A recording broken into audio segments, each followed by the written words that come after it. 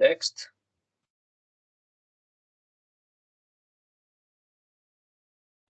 Yeah, now it's great. So,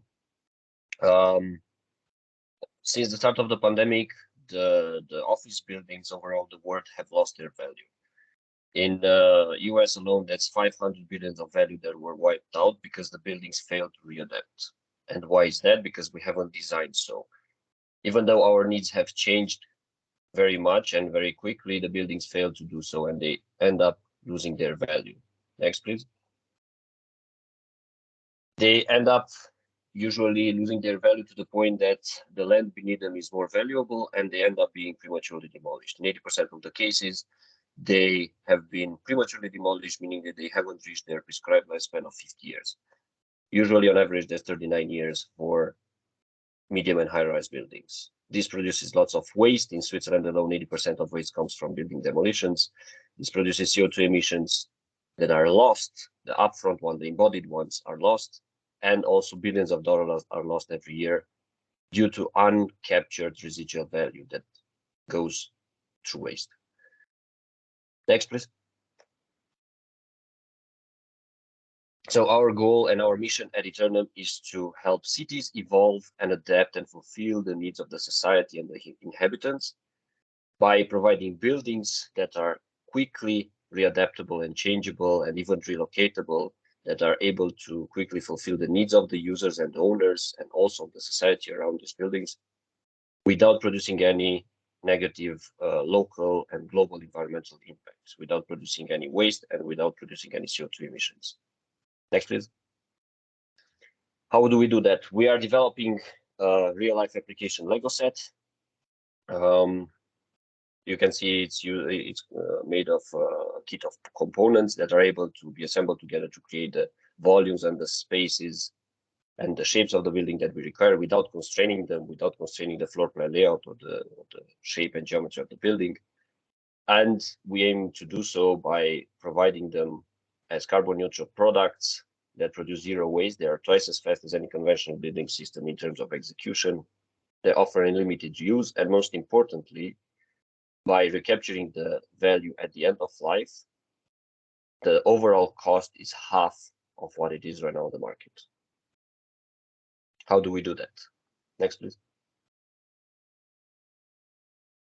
So here you can see a quick video of the structural part. We have a patent application ongoing as we speak, together with the university where I did research and developed this system. We use mainly CLT material, CLT as main material with steel connections. We are able to go to 7 meters in spans in one layer, but you can see there are multiple layers. The same modules are being able to be stacked together to increase the structural capacity. On the right side, you can see some pictures of the first prototype that we've manufactured here in Switzerland. And also we did mechanical testing to determine the load carrying capacity and to make sure they fulfill all the needs. Right now we are working on the second. Yes, it's good. We're working on the second prototype. No, it's fine. Yeah, you can keep it here. On the second prototype, that's already in manufacturing. And here you can see some other load-bearing components, the structural walls, internal walls, which are also made in CLT. External walls that are structural, the slab modules that have different geometries in order to fulfill all the potential floor plan layouts and geometries of the buildings, and also the columns. All of these are the structural components, and in the next slide, you can see the non-structural components that are that we are developing in order to fulfill all the needs. The modular finishing walls that are covering and that are customizable according to the needs and the wishes of the customer. The modular flooring system that is there to fulfill multiple requirements in terms of structural and non-structural safety, in terms of sound barrier, in terms of vibration, insulation, and so on. And also the modular partitioning walls that are able to be disassembled and reassembled quickly in order to change the partitioning inside and in order to modify the floor plan layout to fulfill the needs. This is on a short term. This is a short-term flexibility, and also we have the long-term flexibility, which allows you to completely disassemble and reassemble the building in a different shape and location. Next, please. Most importantly, or the most important point, is the fact that we developed this kit of parts as standardized kit of parts, meaning that we can continuously manufacture all the components without knowing all the details of the buildings in which they will be used. So this allows us to be very efficient in terms of costs and to offer the highest quality for the components, and also to be very fast in terms of delivery and execution. Otherwise, we won't be able to make it competitive with the current market conditions. Next, please. Another important point for us is to give the customer a very similar customer experience as acquiring a brand new car, meaning that we internalize the design phase. We use generative design on our platform, which is used by our customer in order to customize his building according to his needs and wishes. But then everything is automated, and it allows us to do the design in no time, meaning that it bears no cost for us, so we can also be very cost efficient by internalizing this. Furthermore, we stick with the customer in the long term after delivering the building according to his requirements, and we offer him possibility to optimize the space use and to improve the user experience and the quality for the users in order to increase the return of the investment. And also at the end of life, we come to the customer and offer the potential future options with what to do with the components in order to gain the most out of his initial investment. Next, please. This is reflected in our business model. We have an upfront transaction cycle, which we offer the building as a product under a competitive price tag. This depends on the market. The absolute value depends on the market, the location, and how impactful it is locally. But we believe we will be at least 20% cheaper than any existing solution on the market. And then we stick with the customer in the long term, and we offer him different types of services like monitoring, adaptation, optimization of the building layouts, and also even relocation if needed, for an annual recurrent fee of somewhere about 1% of the total value of the building. And then as well, at the end of life, we come to the rescue and help the customer to recapture the value within the components. Next, please. In the next 18 months, we are planning to get from the prototype number 2 to the first pilot project to be delivered. We are in contact with a local Swiss developer who is interested in building a 10,000 square meters innovation building, somewhere around 30 million francs. Besides that, we are in contact with the Swiss Army that is in need of relocatable buildings, because there is a strategic planning behind it that every 5 to 10 years they have to move location within Switzerland, the location of the troops. So they end up with many abandoned buildings that they cannot resell or reuse in other ways, because they are secluded and hard to access, and they have no value afterwards. So we are working with them as well, and also with Swiss Life to develop the first or the second MVP for us, the first project with them. Besides that, we are in contact with local manufacturers and also with Rigips for the development of the reusable interior and also for the flooring system. Next, please. This is the founding team, Carl and I. Carl is here also in the chat with me today. We are the founders. We have both experience in the field. I worked a while as a designer in the design office, and also 4 years I did research at the university.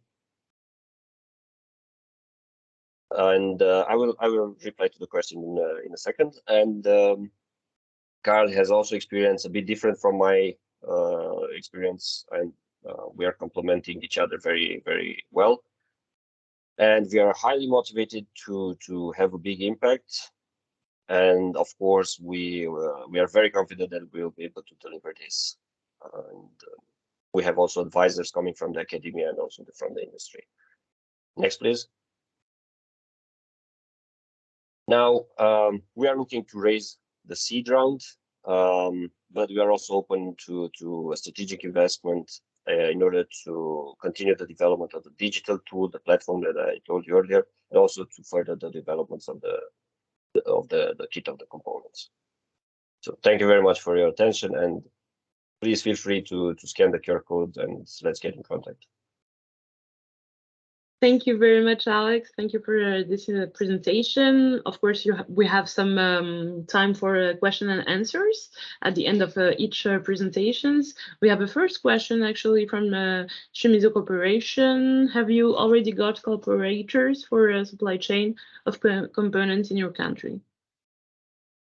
We have some, but not for all, and there is some specialty in terms of the manufacturing of the slab modules. The rest of the components are not so special, meaning that we are in contact with a manufacturer, and we are actually telling them how to do the manufacturing. So we are giving them the specs and also the technology behind it, how to make it and so on.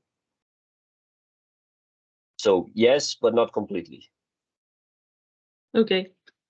Okay, thank you. I have a complementary question on the supply chain. Thank you very much for your project. I understood that you are still early stage and you are mainly in the design stage to make this type of building manufacturable.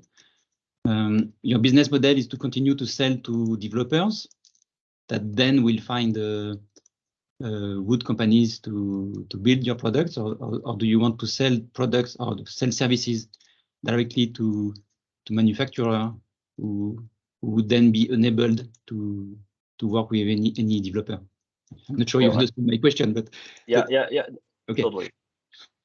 So at this stage we are too small to be able to do the manufacturing. We sell the design and we team up with our manufacturers that have the knowledge and the expertise to do it.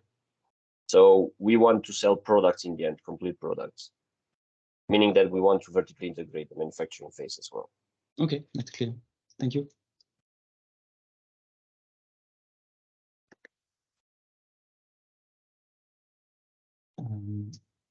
And your business model again is to sell products in the end as well. Yes. So you need to find projects. You need to find developers who have projects. Yes, definitely, to start the discussion as soon as possible, to enter the initial design phases and the conceptual design from the beginning, and then because we still require to do the development of the kit of parts for the next probably 18, 24 months. The certification of the product or of the system, like like the building code certification, which can depend country. You need to do that with at least one first client in each country, I guess. Yeah, in some cases it's not necessary. It's not a complete requirement.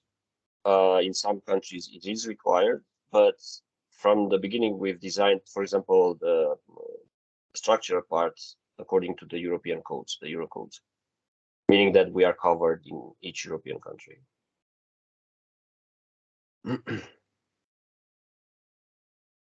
You have a question about differentiation with others, especially Sustainer Homes in the Netherlands, if you know them.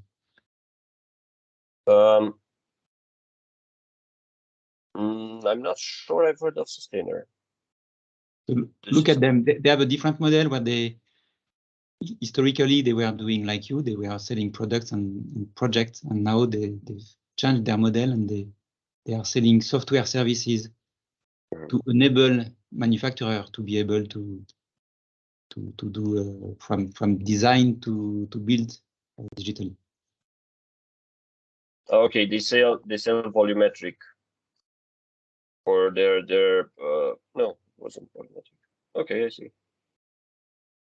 So in a way the differentiation is I still need to check what their business model is, but we want to offer them as products. meaning that we would like to control all the aspect of the design, which reduces the risks. For example, if you've probably all of you heard of Patera and their failure,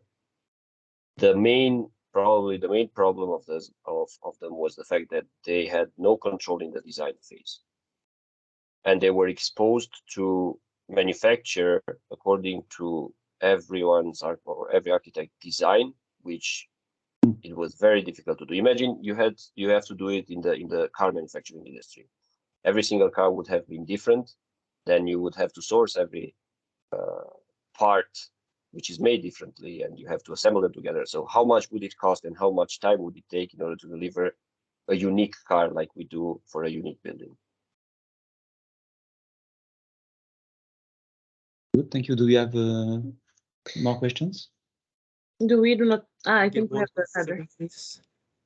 I believe you're currently working on your project in Switzerland, but when it comes to your a future roadmap towards the expansion, how are you planning to expand globally? First to Europe, and then do you consider to reach out to other continents? What is your strategy on global expansion?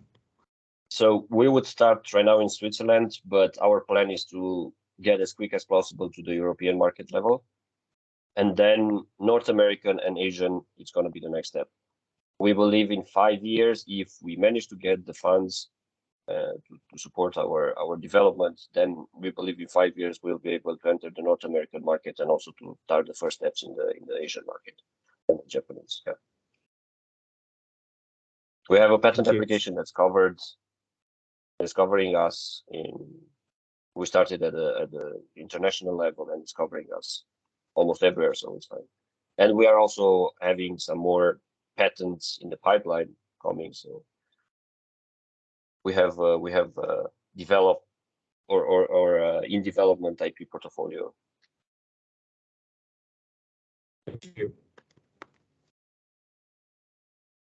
Thanks. We have person type in from Shimizu Corporation, and it will be our last question.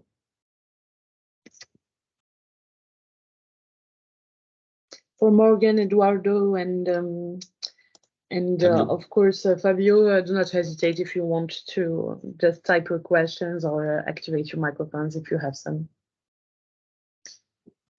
Okay, thank you. No questions for the moment. Thank you. We are anxious to see the I just have a quick question. Do you plan to sell like this Lego-like product to general contractors or builders as well, or do you take, let's say, you like integrate on the building itself, or maybe you do a mix of both, just to get it right? So depending on when, at which point in time we discuss, at the beginning we plan to work together with general contractors, yes, and to integrate within, but to have a say in the design phase. And do you incorporate in your design the secondary elements like electrical Yes, pipes and stuff? yes. So the components will be pre-manufactured with all the installations, MEPs, and so on inside. So the building will be a turnkey building delivered in the end. Good. Thank you. I think we are done with the questions. So. Yeah, thank you so much. Well, let's hear Toby and IPG. Thank you very much. Hello, everyone.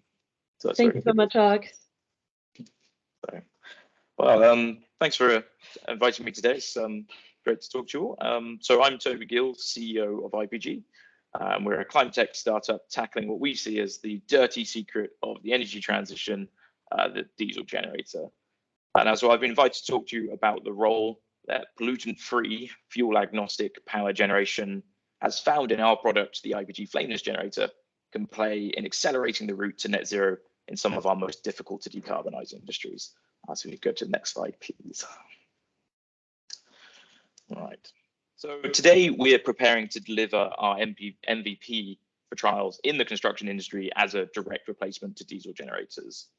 And these projects are building upon successes in projects we've had with National Highways, the government agency in the UK responsible for the Strategic Road Network, Cranfield University, and SGN, who are the one of the gas networks here.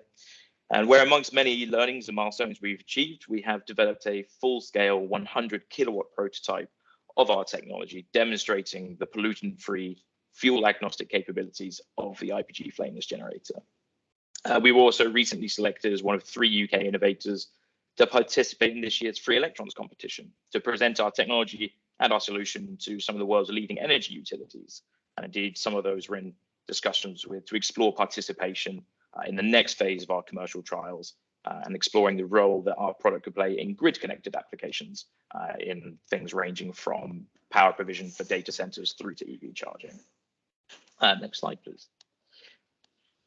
So why are we doing this? We're doing this because the diesel generator is far more ubiquitous than you might imagine. These things are everywhere. Now that's obviously from construction, mining, even for music festivals, which are obviously very important to us here in the UK, even for EV charging, particularly rapid EV charging, and then even for balancing our renewables-based grid.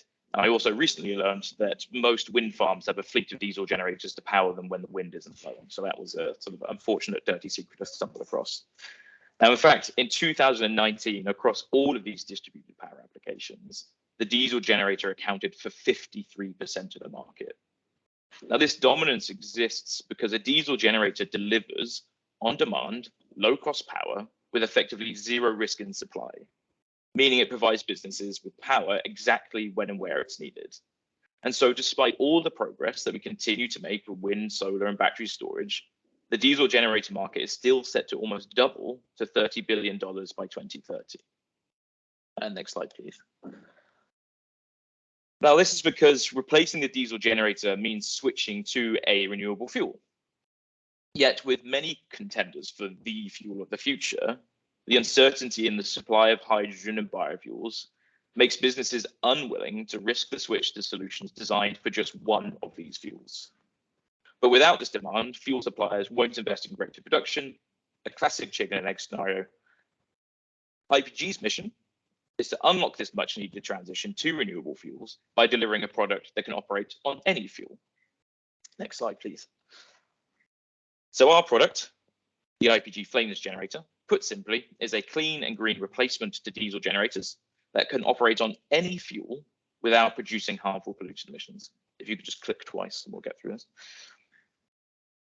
Perfect. So our flameless generator is compatible with hydrogen, biogas, biomethane, and HVO, but also ensures energy security for businesses by working on natural gas and diesel. With the IPG flameless generator, our goal is to give businesses the confidence to switch to net zero fuels ahead of abundant supply and take the first steps needed to incentivize suppliers to increase production, further accelerating the move away from diesel. Next slide, please. Okay, so we achieve this by combining our 3 patented innovations. For anyone who's technically minded in our virtual room today, our generator is a form of regenerative Brayton cycle gas turbine. Now, for the rest of us, it works like this. Firstly, compressed air is fed into our heat regenerator. Where the temperature is, don't get to learn about it, I'm afraid. So it passes into the heat regenerator where the temperature is increased to above the auto ignition temperature of any fuel.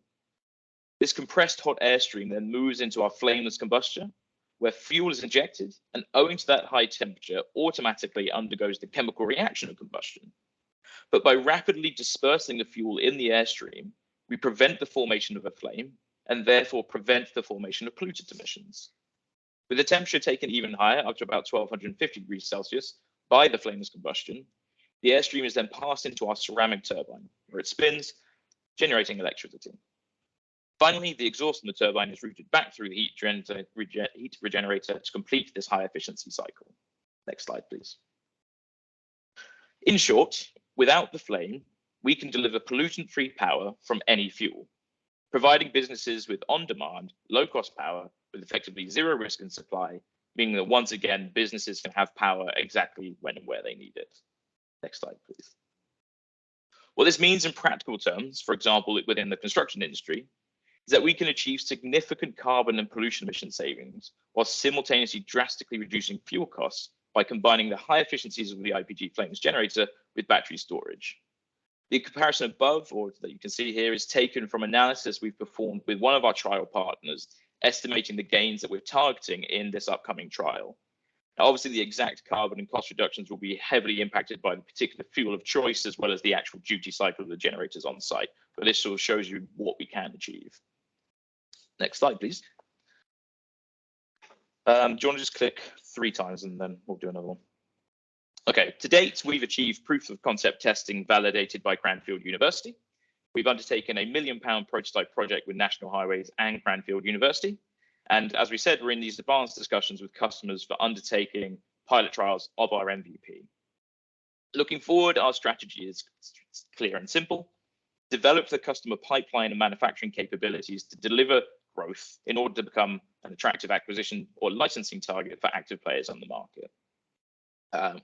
The next steps are clear, right? Undertake these MVP pilot trials with paying customers to demonstrate the value of our technology to them and build the beginnings of our future order book required to instigate this low volume manufacturing. Next slide, please. So, to support all these activities, IPG has attracted and benefits from the guidance of experts across the commercial, technical, and funding landscape of the energy and clean tech space. This includes Ian Marchant, whose career spans executive roles in Scottish and Southern Energy, Aggreko, and Thames Water. Both Nigel and Volker bring decades of experience in delivering innovations into the energy sector, as well as the generator rental market. And then Tom Whitehouse helps provide IPG with insights into its future funding requirements, in particular with corporate venture arms of some of those people that we'd be very interested in talking to. Next slide, please. Our leadership team then combines the commercial insights gained from working in innovative sectors with the essential technical expertise needed to bring a new hardware product like this to market. Of course, all the while guided by our advisory board. My background, I did. So I'll keep it short. You can see our backgrounds here. Mine basically from a technical background as well as founding another startup. My CTO, John Granger, has a wealth of experience in the sort of cost-effective manufacturing, particularly from the automotive industry, which helps make sure that our product is nice and cost-effective. Brett Moodenscott, our senior product manager, is a very experienced mechanical engineer who has a wealth of experience in sort of high-tech startups, and so helps really make sure that our product development roadmap is exactly what we need to do to deliver the value for our customers at the right time. Lauren Franklin, our senior operations manager, brings the voice of not an engineer and scientist to the team and makes sure that we're talking to our customers, learning from them, making sure that we're developing a product we know that they want. And finally, our chairman and one of our co-founders, Martin Rushton Turner, who's also our single largest investor, is from a background, as you can see, from a very legal and corporate background, and in particular helps us and helps me with sort of corporate structuring, deal making, and all these very technical things. It's very helpful to have someone who's been there and done it before. So yeah, next slide, please. So we believe that our breakthrough flameless combustion technology is the route to clean, secure, and low-cost power generation for some of these most difficult to decarbonize industries, including construction. We're actually currently fundraising, in part building from support of our existing and new shareholders on the crowdfunding platform Seeders. We actually hit our 100% target on that a couple of days ago, so we're very pleased with that. But we're also looking for, obviously investors who would be interested in supporting us right now, but also building those relationships with corporates as well as other VCs that would be interested in joining our journey later down the line. And of course, we're also looking for project partners who believe in our mission and believe, as we do, that replacing the diesel generator is going to be a valuable way to help combat climate change. So I'm happy to take any questions now. Thank you very much. Thank you very much, Toby. Well, let the floor to questions.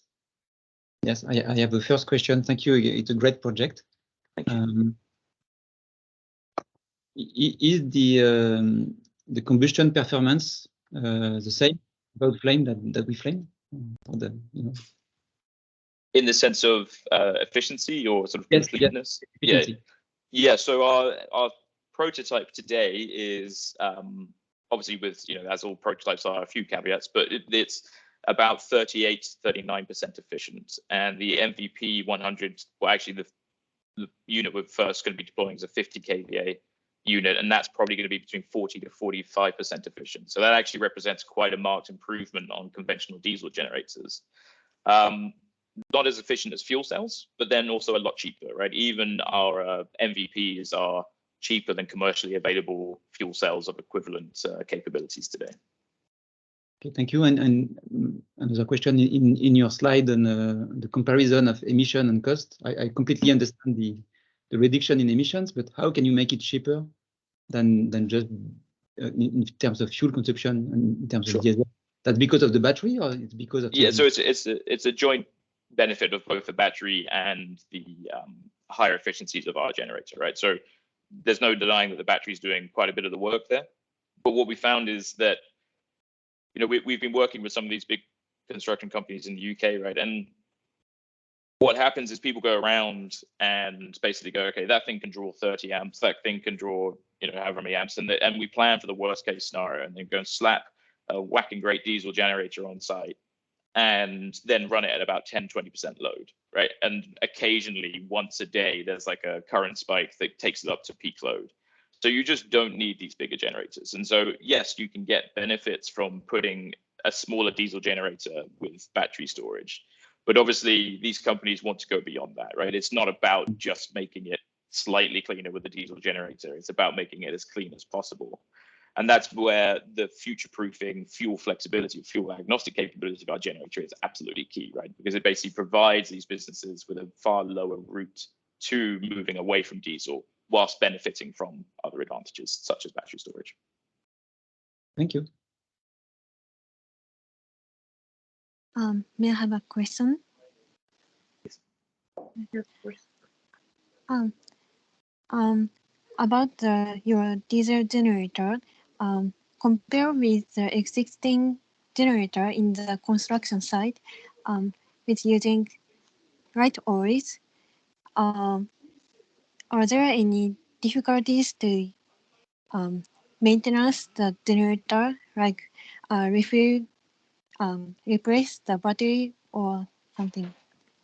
Sure. So that, you know, I'll be clear as well. It's not that we've got thousands of hours of operation under our belt. So everything I would say is under that sort of caveat of this is what we expect, and in the next phase of trials, and indeed is a very important aspect of why we're doing them, to define exactly what these maintenance cycles are.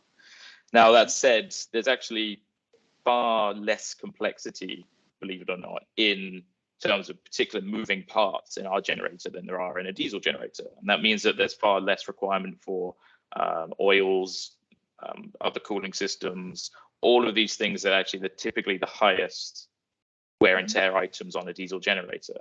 So we actually, whilst we model in all our financials and project planning to say, look, this is probably going to cost you the same and require as much maintenance as a diesel generator, we actually have quite a confident expectation that it will be lower than that. But again, coming full circle, it's building our customers' confidence in that statement that is key. And that's why this next phase of pilot trials is absolutely essential, right? It's about putting this product into their hands, running it for 3 to 6 months so that we can definitively say this is exactly what the maintenance cycle will be for you. I see. Thank you. We have a question from Eduardo. Yep. Thank you for the presentation. Very interesting. Perhaps could you expand on the concept of being fuel agnostic, and how that translates into day to day? Sure. So just quickly, just to recap the sort of why we think fuel agnostic is important, right? It's because the renewable fuel market is a fragmenting market, right? It's not going to be the same where you are and exactly when and where you are in the world, right? Sure, UK and Europe thinking hydrogen looks attractive, go down to South America, a lot of more investment in bioethanol, go to Africa, a lot of work into bioethanol and biogas. And even within those geographies, the timeline to abundant, cost-effective abundance of these different fuels is also going to be different, right? So all of that wraps up into basically businesses sitting down and saying, when they come to replacing their sort of 3 to 4% of their fleet each year, they're saying, okay, what do I invest in? Do I believe that I should invest in fuel cells right now? Do I believe that I should invest in these hydrogen internal combustion engines? Well, I'm actually not fully convinced I'm going to get those fuels and not fully convinced I'm going to be able to do it. So they go and buy another diesel generator, right? And then they're going to run that diesel generator for another 5 to 20 years, right? So they're then not going to make this decision again for 5 to 20 years.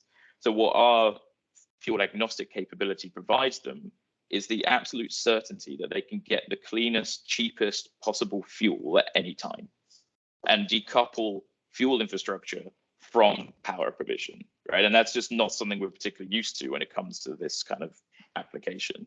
And I think that's exactly why we're getting such traction with some of the big companies in the UK, because they just see, look, okay, you know, that idea of sitting down with them and saying, okay, cool, so we can use hydrogen, we're going to use hydrogen, that's great. But in the worst case scenario, for whatever reason, I can put diesel into this. Yeah, you can. We don't want you to. You don't want to, but you know that you're going to have the power you need for the job that you're doing, and that's essential. I've been rambling on. What was the second part of your question? It was. No, that was helpful. And then in terms of that final comment that you made around being able to change from hydrogen to diesel, how does that actually, you know, come to life? Does it require, you know, what does it require in terms of do you need to make some adaptations to the unit? Do you need what you know, how do you go about that? Yeah, sure. So the beauty of our flameless combustion technology is that it makes that process as pain-free as it ever could possibly be. And what that means is that there's no change required to the unit itself. Essentially, what we have is 2 parallel fuel lines that go into the combustion unit. One for gaseous fuels, one for liquid fuels. Because basically the liquid fuels have to be pre-vaporized in a kind of standard way. What that means is that the only change that's required is the supporting fuel infrastructure. Clearly, a diesel barrel is different to a compressed hydrogen gas tank and things like that. But that change is all that's required. You hook it up to the right fuel line and you're good to go. And indeed, not only is it capable of running on those different fuels, but it's actually able to run on blends of different fuels.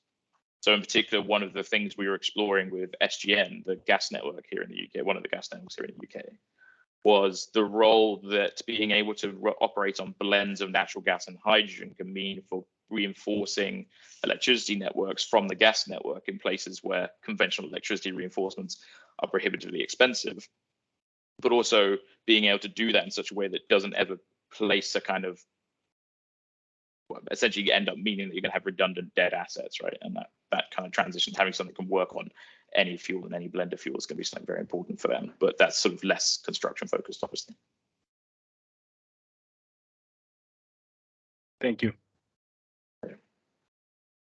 I have an additional question while we are there. I assume that you're still in the early stage of commercialization and testing, but what we've seen with alternative to diesel in job sites, it's difficult for the contractor to buy the equipment, and therefore your real market in the first years is the rental companies that are the one who are really looking to help their customers to reduce their carbon footprint, and it's a great way to do so. So I assume you have contacts with some of them, and then the capex becomes their problem and not so much the problem of the construction company, I guess. Sure, you're absolutely right. I think our longer term value when we hit into that sort of higher volumes of manufacturing capability is in selling units to people, right? And whether that's in construction or elsewhere, right? To get there, we have to entertain and undertake the hybrid model that we are, right? Which is basically saying either we are going to take on that capex risk and rent or lease the unit to our construction company, or we're going to do that with the rental companies themselves. And you're right, and indeed, some of the keen eyes of you may have seen that we have quite some good contacts into some of the largest rental companies, given the advisory board that we have. We also are speaking to many of the others as well, right? Now, our target for this next phase of trials, and indeed what we are doing, is we're bringing together the end customer, the construction company, the rental company, and ourselves, as well as the fuel suppliers, to basically say, look, let's do this project together. Let's all build confidence. Let's train you guys up how to actually operate and maintain these, so that we can then expand from there by either leasing, selling, or renting the units to the rental company as well. It's saying, look, okay, if you're going to take 20 of these in the first year, maybe we can pull together a financing package with some of our other partners that permits that, right? And what we do 3 years from now will be completely different. But how do we get?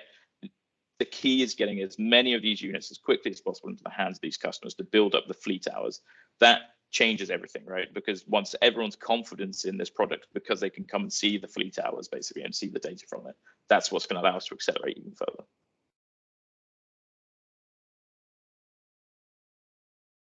Sure. So from a CapEx perspective, obviously there's always two answers to that question. There's what it will cost me to make one today, and there's what I want it to be at various points in the future. So at that point of hitting our first year of low volume manufacturing, which is 100 units a year, we believe that the sale price will be around £150,000. Now, there's no escaping that is a marked increase from a comparative diesel generator. But this is also where I said it's a lot cheaper than a comparative fuel cell. And what we offer is therefore that kind of sweet spot of, yes, higher efficiencies in the diesel generator, but higher capex, but slightly lower efficiencies in the fuel cell, but also lower capex, and right that sweet spot, as well as all the other benefits of our fuel flexibility, right? Now, today it costs me around somewhere between 300 to 300, let's call it 300 to 400,000 pounds to make one of these things. So we're actually starting from a pretty good point. Now, the vast majority of that cost there is because we're doing one-offs, right? We're doing one-off machine components, one-off machine bits of ceramic and things like that. And so the cost reduction curves of going from 1 to 100 already allows for very significant cost reduction. My point being that it's not that we're sort of setting some very unrealistic sort of 100 times cost reduction from today, right? We are indeed, we recently announced manufacturing partnerships that we need to do this, which people have been working with for a while. In particular, on the ceramic side of things, a company called QSIL in Germany, some fantastic guys who know exactly how to manufacture the ceramics we use, and indeed even in high volume processes like injection molding, right? So that could bring the cost of this thing down even further. And then as well, we've recently announced this partnership with the Institute for Advanced Manufacturing and Engineering, which is a sort of academic institute here in the UK, and a company called SDE Technologies. And what we're doing there is essentially creating the blueprint of how you manufacture 100, 1,000 of these units and more, so that we can pick up that blueprint of, okay, you need these kind of supply chain partners, you need this interaction, these are the timeframes, these are the costs, these are the people you need. So that when it comes to expanding our capabilities, whether that's internationally or whether it's still within the UK, we can basically redeploy that manufacturing model and scale into different markets. Thank you very much, Toby, for this really interesting presentation. We're a little bit late, so I'll let the floor. No, it was really insightful. I'll let the floor to Akshat, who will tell us about Oxygrid.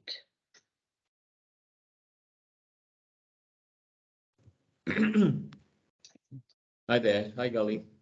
Hi, everybody. Thanks for giving me this opportunity. My name is Akshat. I'm the co-founder of Oxygrid. So I'm going to talk today about my company, Oxygrid, and what we do in energy optimization. So if you don't mind, I'll share my screen. Yeah. And happy to keep it interactive. Feel free to share any questions you have in the chat, and I'll try to answer them.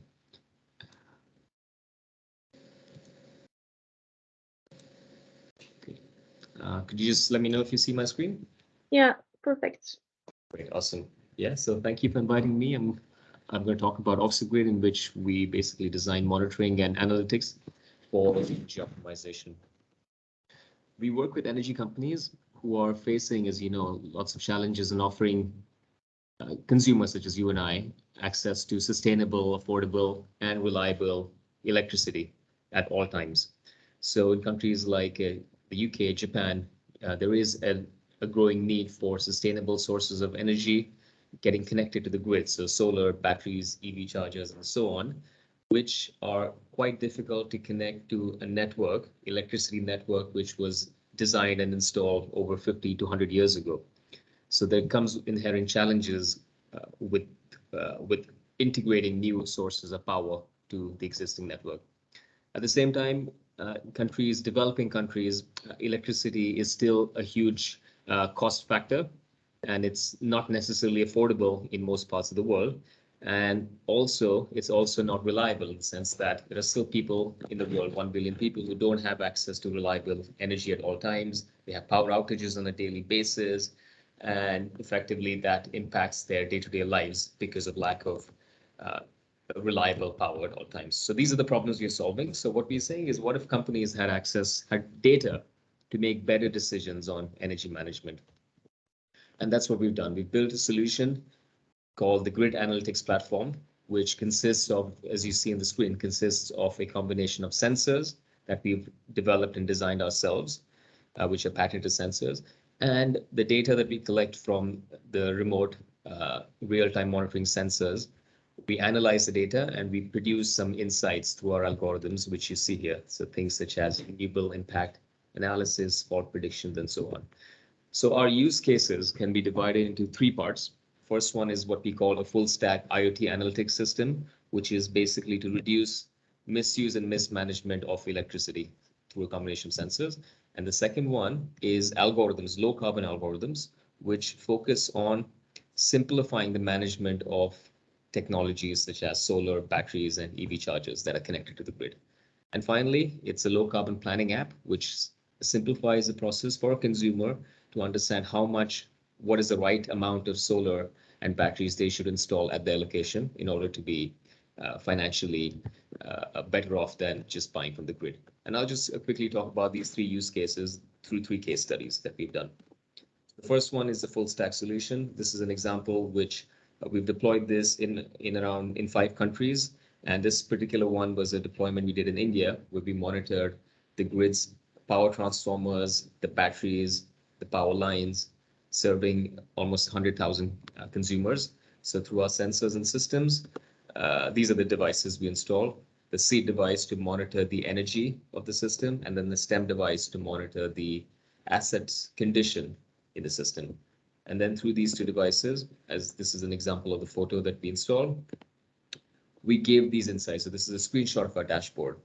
And these insights basically let the energy companies know where a potential problem may happen in the network. And then when they click that potential problem, they can see the underlying issues or the charts and the graphs that may lead to these problems. And these analyses could be something like the energy demand. Future demand is not going to be able, the supply is not going to be able to meet the demand, and hence you take so and so corrective actions in order to make sure that this doesn't happen and power outages don't take place. So these are some of the insights and alerts that our system auto generates. Here, there's again another screenshot of how things can be done at a very granular level. So it's been designed in a way where you don't necessarily have to be a skilled and experienced a person, a grid operator who's worked in the sector for 30 odd years to understand how to use this. We've made it in a way where basically anyone with a very little understanding of energy systems can use this and get the results that they require. The second use case is the low carbon algorithms. So here, this is an example we did with a company in Denmark, which wanted to install EVs, electric vehicle charging stations. However, the network that they had was very old and outdated, and old networks with more EV chargers would mean that there's a higher chance of power outages happening in the network. So we built a model which finds out the health index of the entire network, the probability of failure, and how much life is remaining on each of the assets in the network. And then we gave the results in the form of a simple dashboard, which helped them identify what are those assets that they need to be replacing or repairing so that they can reduce the risk of the system and hence, as a result, be able to install more EV chargers and provide the access to more EVs, electric vehicles, to the consumers in that location. And then the third one is a simple planning app. And the planning app, all it does is it's an algorithm. It's a one-time use algorithm, so anybody can use it. Anyone who has a building or a rooftop can quickly and accurately calculate the right amount of solar, batteries, and EV charging points they should be installing to maximize the savings and to have a diversified portfolio of renewables. So this is a screenshot again of our app. And here, you just enter your location, the direction of your roof, how many buildings you have, what type of building is it? Is it residential? Is it commercial? What is the roof angle? So just some basic inputs. You update your smart meter file, and then in a matter of a few minutes, it gives you an output for how much what is the right amount of installations you should do. And once you do these installations, then our grid analytics platform kicks in and monitors and manages the system in real time to smartly decide when to buy from the grid power and when to produce, when to charge your batteries, when to discharge your batteries, and basically take these smart actions to lower your energy bills. This is a team. Yash and I, we're the co-founders. We're both electrical and computer engineers. I am also I have a business degree from London Business School, and we've been working in this sector pretty much all our professional lives. We're supported by a smart team of engineers, data scientists, and product experts who've worked in the sector. And we're operating now across 2 countries. So we have an office in the UK, an office in India, and then we cater to both these markets in a very localized fashion. And then finally, the way we operate is through a trusted localized sales and manufacturing partner network. So we produce the technology, we design and produce the technology, and then we have partners in the countries who have the right understanding of what the customers from those countries want, so we can develop solutions that exactly address the needs of those customers. A typical way of working forward is, we get the customer needs, design a customized solution, appoint a representative for those projects, fix the project goals, and then kickstart to a successful cooperation. Thank you for your time, and looking forward to working together for a reliable, sustainable, affordable energy future for all. Thank you very much, Akshat, for your presentation. Thank you. Do we have some first questions? Yeah. So thank you. It's very interesting. In my opinion, it's very dependent on the use case that you have. Like you presented the EV charging use case, so it's kind of difficult to imagine you are like an engineering firm who can with your design software you can help optimize stuff. But we need to ask you a specific question in order to get the benefits, right? Sorry, I didn't understand the question. What was the question? My question is that the benefits that you are bringing to your clients are very dependent on the use case that you are working on. So each time you have a specific deep dive and the type of consulting job to understand the issue and to come up with a solution. Is that my understanding, or? Right. However, there are 3 main use cases as I presented, right? So what we try to understand is which of the 3 use cases is the most applicable for a particular client. So is the use case about having better understanding of the energy system, or is the use case about bringing new EV chargers into the network, or is the use case about adding more solar, right? So that's what we try to understand. So once we understand the use case, then we have a platform of algorithms, right? So we'll offer the algorithms which make the most sense for the particular client. So that's where the customization, localization part comes in.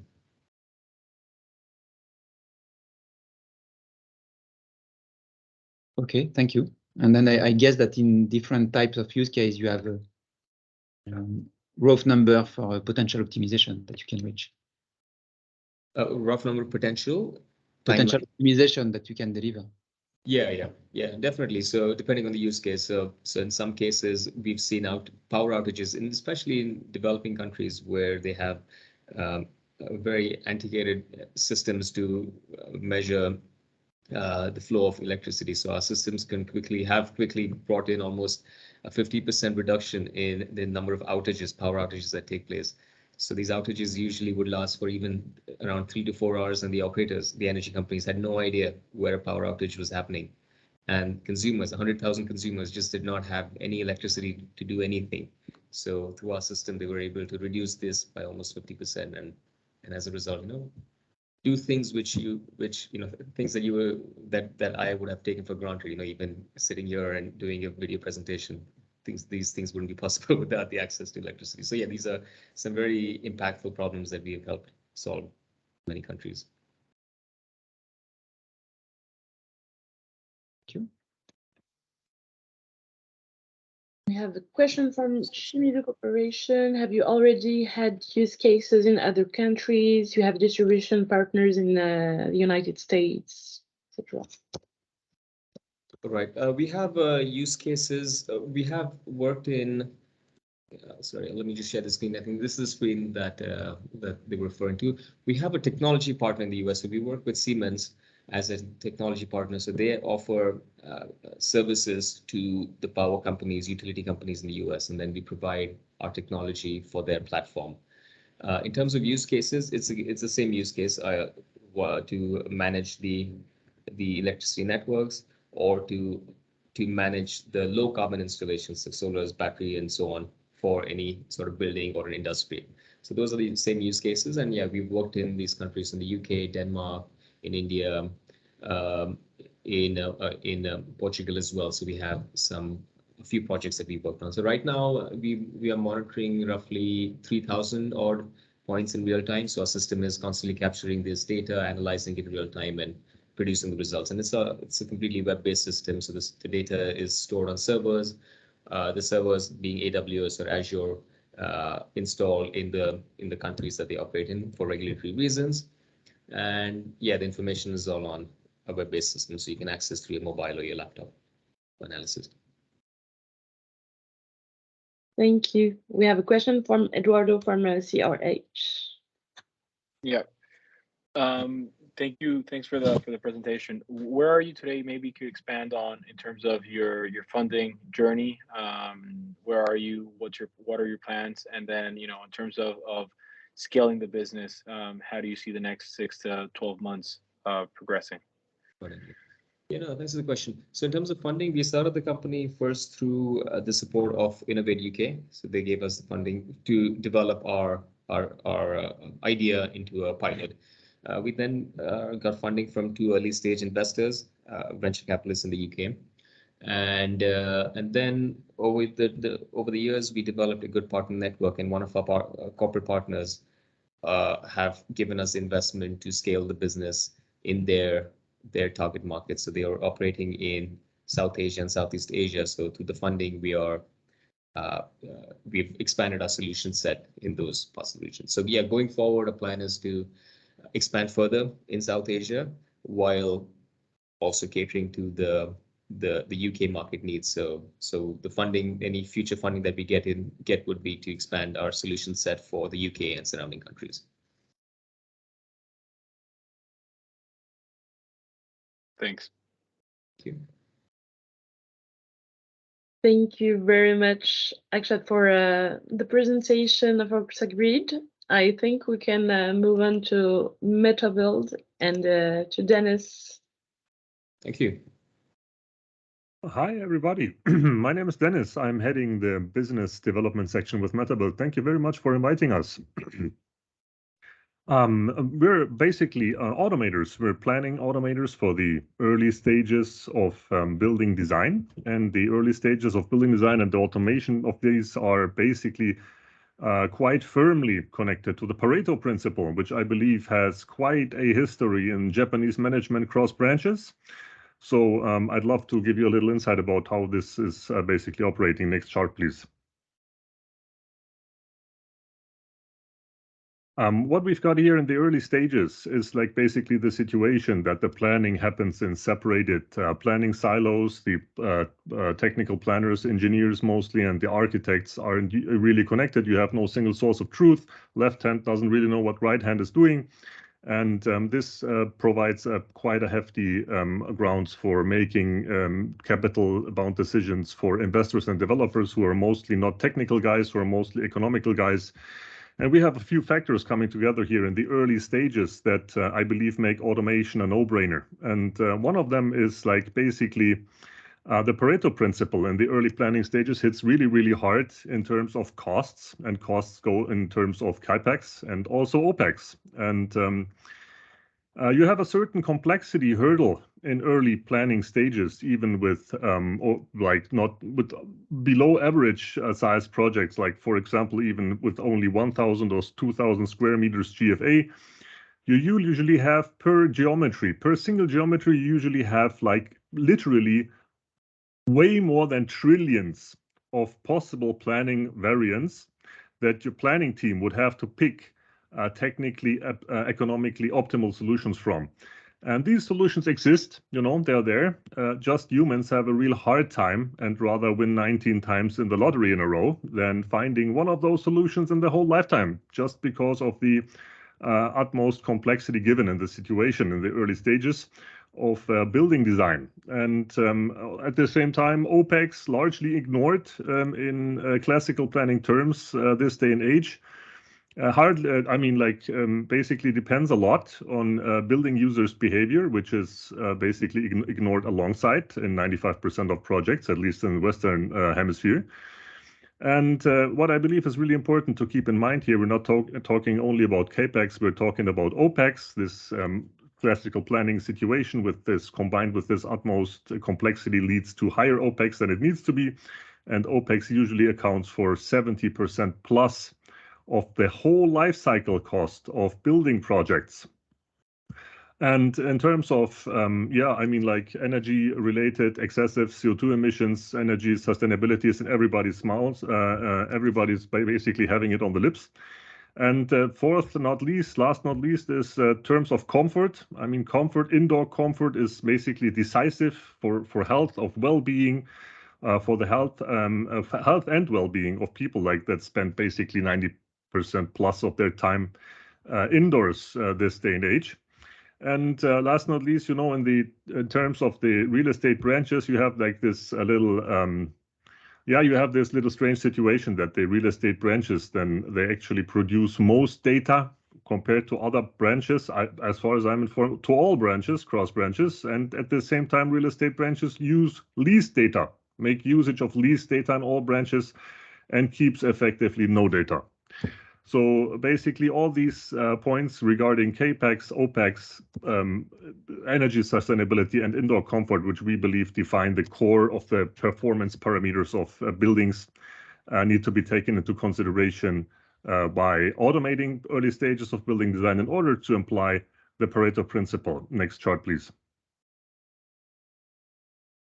What we're doing is we're handling new construction projects. We're also handling renovation projects. And on top of that, we're handling portfolio analyses due to the fact that basically no data really is kept when a building is basically going into some portfolio and is aging for a few years. This is also very important. And we're, of course, taking care about the ESG side of things. In Germany, it's the taxonomy. We also have some other names for that, but I believe that in Japan, there should be regulations that should walk down this road as well. Next slide, please. Well, to look at the core technology at the moment, what we've got here is we basically only need the building model. At the current stage of technology, the building model can be really, really early stage. It does not have to be BIM, does not even have to be 3D. It could be a hand-drawn sketch. We need the building use because we take into consideration all the processes inside the buildings. How many people are inside the buildings? What are they doing? How many apertures do we have inside the buildings, etc. pp. The business case, obviously very important also, and last not least is the location, because we imply the climate data, the weather-related data. And then we feed this information to the artificial intelligence system that we have brought up in the last 8 years, 10 years actually, 10 years of research and development, mostly in Germany, but also with European partners, quite renowned European partners from the scientific branches, mostly universities. And we feed this information to the AI system, and the AI now starts simulating dynamically, dynamic whole year-round simulations, which basically assess with every simulation the dynamic interactions of the architecture, but also of the materials, of the building systems, of the weather data, type of building use, etc. Also the cost, like CapEx, OpEx, life cycle cost, whole indoor comfort, and whole sustainability measurements. This is highly complex. On top of these trillions of planning variants that are out there, these basically are being assessed in a very, very detailed manner. And then we do this, and the system then improves the model. After assessing, the system improves the model without changing the geometry. We're changing the building envelope, we're changing supporting structure, we're changing building systems automatically, and finding then with 4,000 iterations our recommended design that is basically hard to improve for any humans employed in planning services. Next chart, please. What does this mean? This means for any projects that we drive costs, this goes for CAPEX, this goes for OPEX, this goes for lifecycle cost to the technically feasible minimum, while at the same time raising comfort to the technical feasible maximum, which is like basically daylight comfort, air quality, thermal comfort, the three most important branches in terms of the scientific perspective for health and well-being perspective, whether you which name you ever gave it. Next chart, please. At the moment, you get clear comparison reports. These we deliver them by way of PDF. And at the end of the year, we're opening our platform. The system is now being platformized after we have over 100 projects completed with quite renowned partners. And you will get from very different perspectives. You will get a very, very high transparency, absolutely full transparency, actually, when compared to today, which is like a basically dark room planning sort of processes that are happening with no transparency at all in the named branches. Next chart, please. In our mind, this is basically the kickstart for all subsidies and all certification issues. In Germany, these are mostly DGNB, but in the Western Hemisphere, it's LEED and BREEAM. I'm sure that in Japan, they are going to have other certificates as well. We can basically provide usually around 50% of all the necessary data in an automated manner by providing these generated information. And we are doing that by employing meta-built technology partners mostly, which are architects and engineers in the respective country. The next chart, please.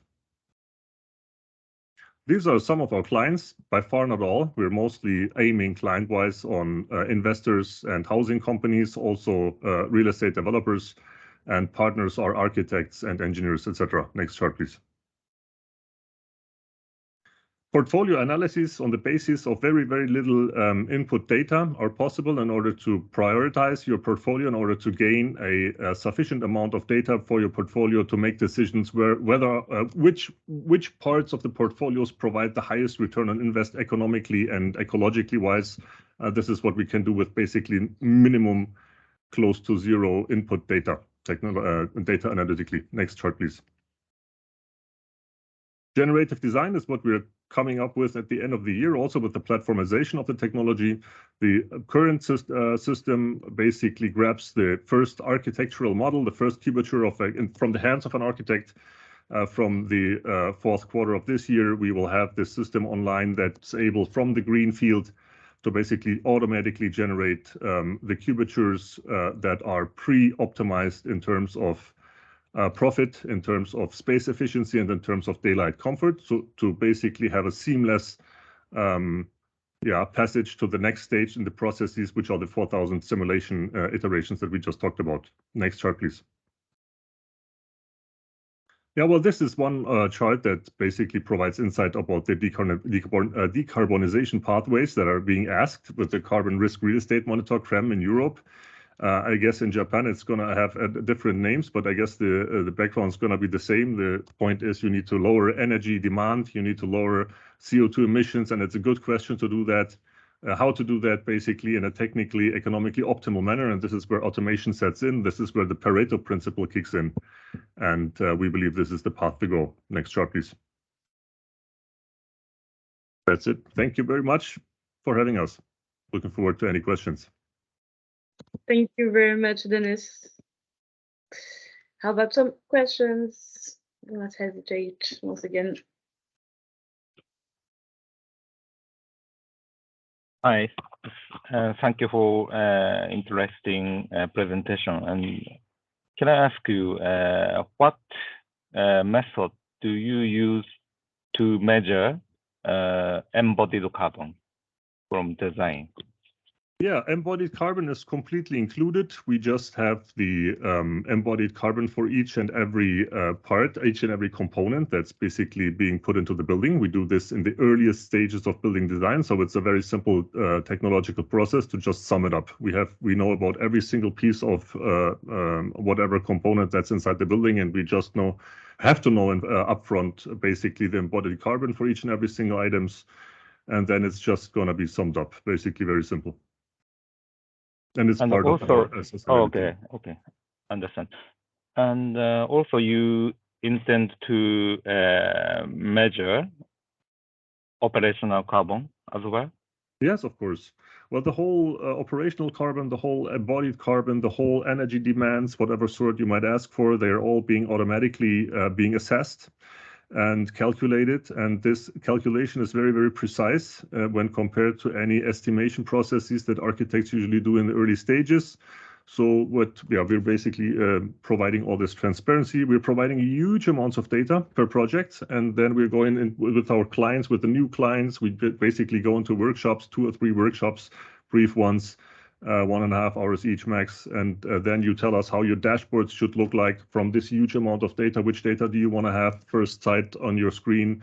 And then we filter the data for you and provide for you the basically filter data that you would like to apply in your processes. Thank you very much. Thank you very much for asking.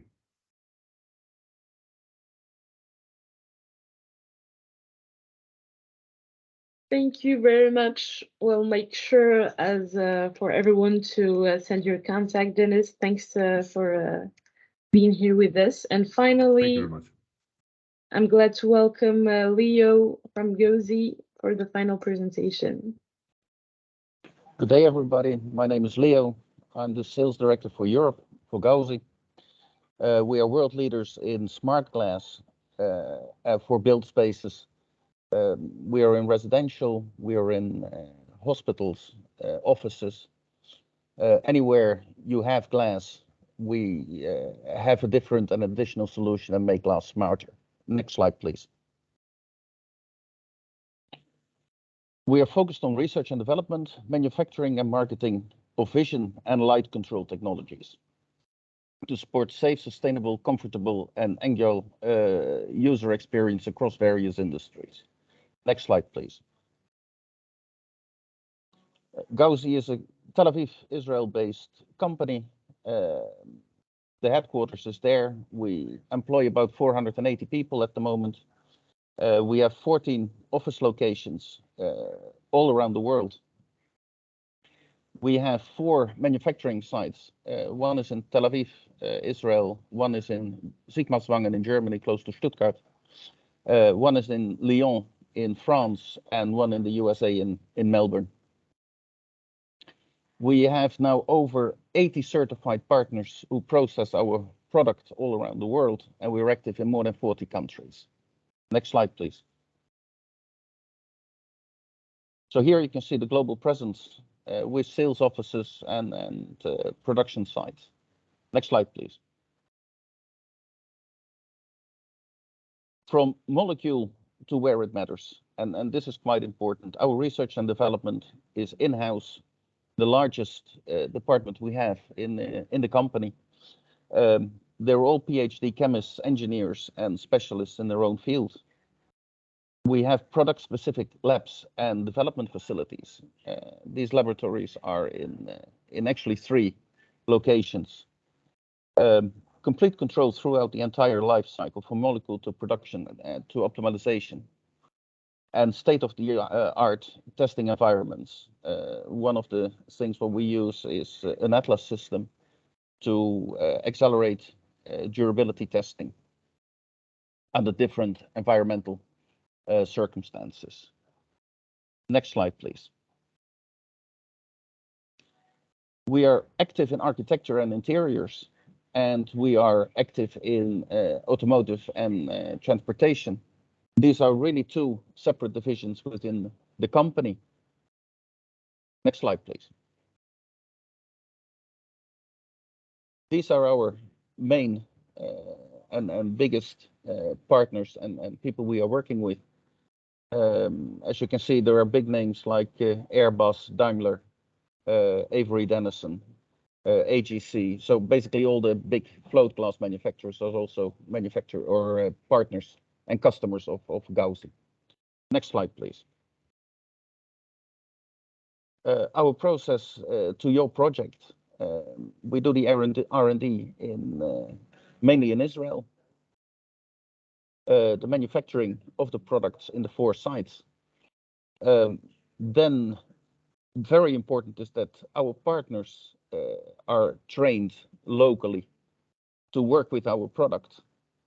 And we have developed testing equipment where we ensure that each glass leaving our partner's factory has the Gauzy standard in terms of conductivity, in terms of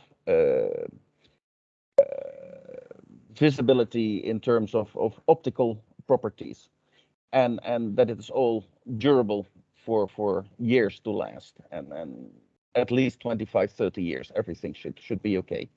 And then it's being installed in your project under our guidance. Next slide, please. Now, some call it smart glass, we call it LCG. LCG is light control glass. And I think the most important now is that you see actually the product working, that you know what it is. So I have a sample here where you can see.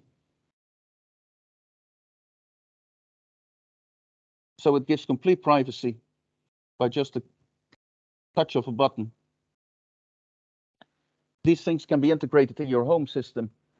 They're dimmable, so any way you want. This is for privacy control. Then we have a very nice product which is for light control.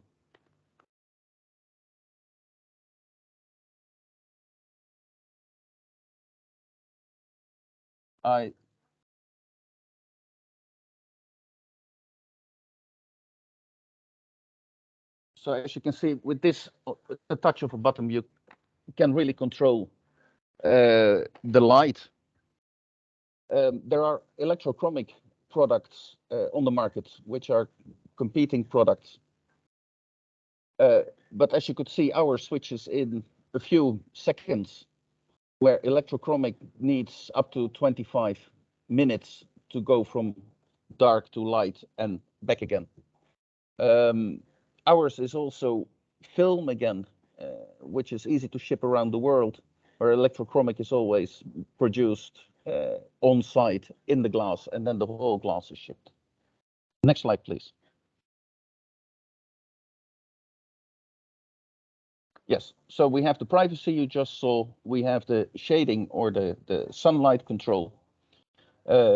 Transparent displays, we are working with LG, the Korean manufacturer. They have a transparent OLED system. And they are using now our SPD, the light control film, because when the light is shining from behind, you can't see the display. And with that, we can control the amount of light coming through and make it more visible. And then we have a solar control privacy film, which reflects the IR, the heat, and reduces the temperature inside between 6 and 15 degrees, and thus reduces tremendously the air conditioning cost for a building. Next slide, please. As said, to distinct the technologies, we have the PDLC for privacy, we have the SPD for light control. We see more and more that people want to have in the same glass both possibilities, and they want to work with it independently. So in the evening, they want to have the privacy, and during the day, they want to have the light control, sunlight control, glare control. Next slide, please. This is how it works. What we have is 2 PET films with a conductive ITO layer on each side of the polymer, which is doing the shading or privacy. The privacy film is liquid crystal, and the SPD is an emulsion out of iodine. Next slide, please. Now, where it's applied, PDLC applications in offices, when you have a meeting room, more and more you have these meeting pods or phone booth in the office. If you want to have privacy there, it's incorporated in the glass there. Corridors, doors and windows, and even desk dividers, so make them smaller. And you can, have your privacy when you do something, but if you want to speak with your colleague, you just switch the glass to transparent and you can see each other. Next slide, please. Now, the key benefits of residential, you can see here, for instance, a bathroom in a hotel. Hotel square meter is expensive. You want to make really optimize use of the square meters you have. So by incorporating the bathroom inside the hotel room gives you more spacious feeling, but you also want to have in the bathroom, of course, your privacy. And then the privacy glass is really an excellent option instead of curtains or any other solutions. Next slide, please. Now, this is clear, the SPD, clear the key benefits, sunlight control, make it pleasant inside the room, and you can control the amount of light how you want to have inside the room. Next slide, please. Also important is that the PDLC is absolutely perfect for back projection. So in case of shops, you can have a display on your existing shop front and advertise on demand by means of a projector from behind. Next slide, please.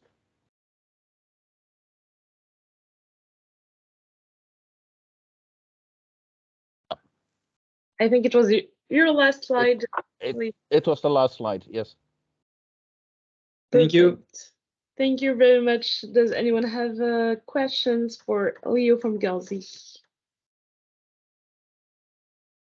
Can you elaborate on the carbon content and the carbon impact of your glass when they are on optimizing the sun entrance in buildings?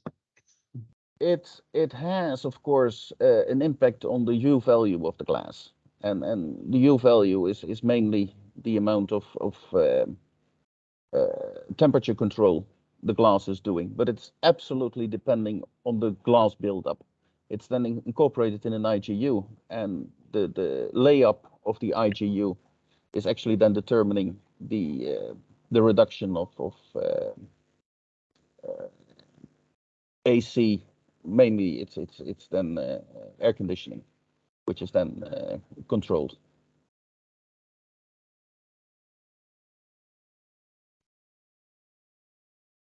Okay. Do we have any other questions? Yes. Yes.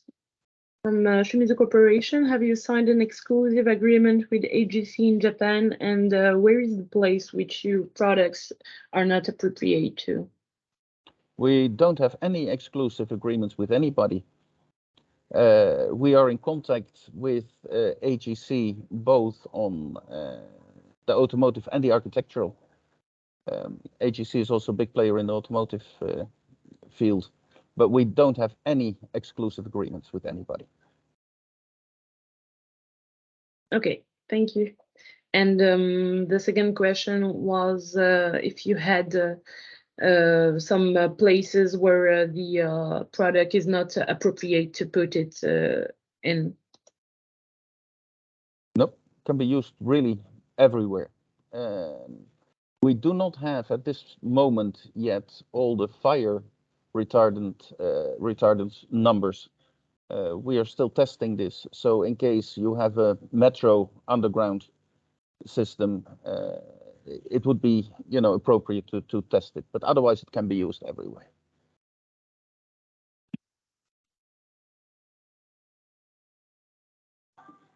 Okay, thank you. Daisuke, did you have a question maybe? Yes. Where is your factory located? We have a factory in Tel Aviv, Israel, which is also the head office. And then we have a factory in Sigmaringen, which is close to Stuttgart in Germany. We have a factory in Lyon in France, and a factory in Montreal, in Melbourne, sorry, in the United States. Thank you very much.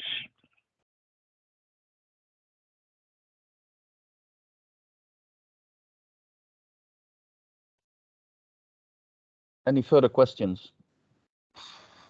Do you have a plan to build a factory in Asian region? We do not have factories in Asia, but we do have sales offices all over China, Singapore, Korea. Okay, thank you.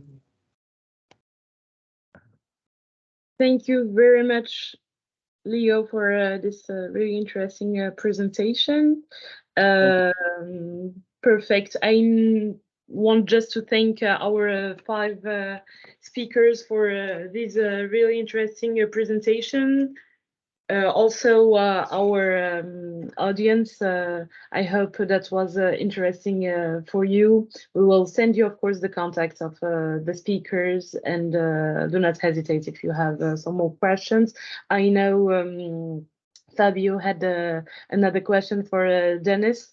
You can maybe just stay connected if you want to answer, or send the answers by email. And once again, as Impulse Partners, we wanted to thank you, and we are more than happy to connect you with our ecosystem, our corporate partners, clients, investments, corporate clients and partners, and of course also the startups. Thank you very much. Thank you. Thank you, everybody. Thank Thank you you. very much. Have a great day, great Thank you evening. so much. Bye. Yes, and so see you much. soon. Thank you very much. See you. Bye. Have a good one, everyone.